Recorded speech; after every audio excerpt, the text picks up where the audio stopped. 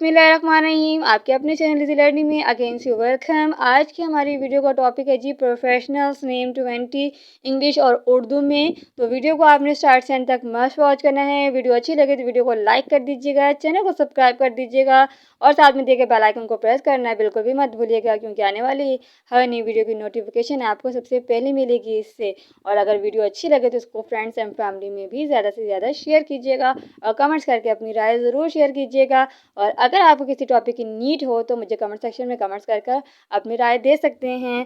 Thanks for watching. अल्लाह हाफिज़। फिर मिलेंगे एक नई वीडियो के साथ, एक नई टॉपिक के साथ। तब तक अपना बहुत सा ख्याल रखिएगा और उम्मीद करती हूँ कि मेरी आज की वीडियो, मेरा आज का टॉपिक आपके लिए बहुत ज़्यादा हेल्पफुल रहेगा।